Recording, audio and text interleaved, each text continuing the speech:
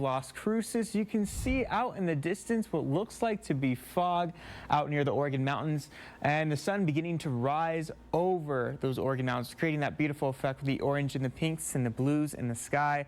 We're just catching the sunrise right before. But we did have two systems move in to the borderland on Friday. We had an upper level disturbance, a low pressure system tracking east and a cold front tracking west. Now that created for some active weather in central portions of New Mexico, and obviously that storm system has tracked east into the Texas Panhandle, dealing with heavy snow showers out on I-40 near Amarillo. Closer down south in Lubbock, they're dealing with thunderstorms even out to Abilene, working its way through into Wichita Falls. For us here in the borderland, we didn't see much of that moisture, but the Sacramento Mountains did pick up a good amount of snow. We picked up about an inch to anywhere to an inch and a half of snow out in the Sacramentos, which is some good news for Ski Apache. I know they're very eager to open up for their winter season. Closer down here in the lowland areas, we are still waking up to those cold temperatures. 35 degrees out in Las Cruces, 36 degrees here in El Paso. And as the sun begins to rise, expect those temperatures to cool down just a little bit more before we actually hit our official low for today. We're in the 20s out in Deming and Silver City. And so with that being said, remember your 4 Ps. Many areas are waking up to those below freezing temperatures, and expect below freezing temperatures in the overnight hours as we head through the next 7 days, because it's starting to feel like winter as we approach winter. We're still in fall technically, but you need to keep these in mind. Bring in your pets indoors. I know we keep our dogs inside the garage because it gets way too cold for them to be outdoors. And temperatures won't be really warming up much for today because of that cold front ushering cooler air.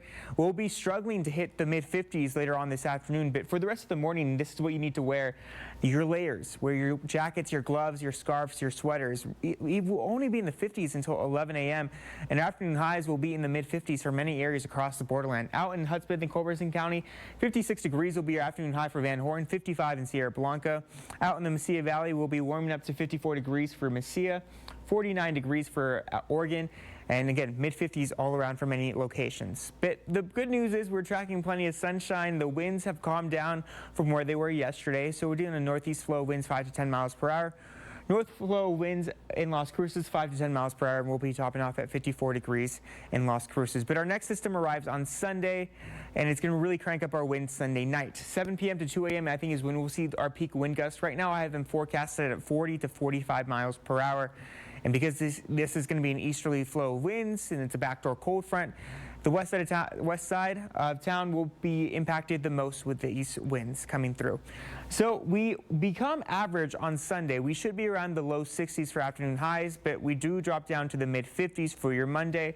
And as we head into the next 7 days, we do have a possibility of seeing our next storm system arrive Wednesday into Thursday. Right now I have it as a 10% chance, but the overnight lows will be chilly, and we will be tracking those below average temperatures as we head into the beginning of December.